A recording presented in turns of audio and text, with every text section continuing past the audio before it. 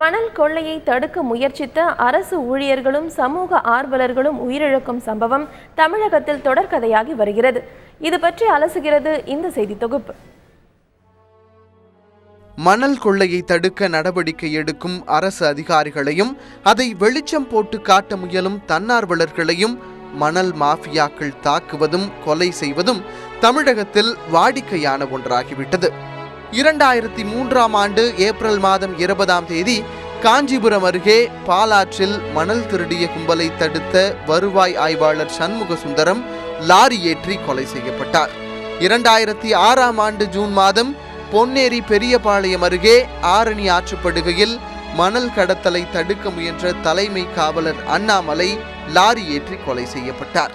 2012ஆம் ஆண்டு ஆகஸ்ட் மாதம் திருவெண்ணைநல்லூர் அருகே பேரங்கியூரில் தென்பெண்ணையாற்றில் மணல் கொள்ளையை தடுக்க முயன்ற போலீசாரை மணல் கொள்ளை கும்பலை சேர்ந்தவர்கள் அரிவாளால் வெட்டி கொலை செய்ய முயற்சி நடைபெற்றுள்ளது.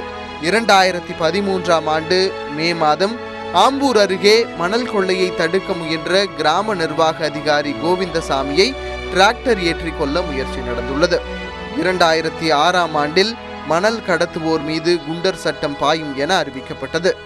ஆனால் இன்று வரை அது முழுமையாக அமல்படுத்தப்படாததே இது போன்ற தாக்குதல்களுக்கு காரணம் என சமூக ஆர்வலர்கள் குற்றம் சாட்டுகின்றனர்.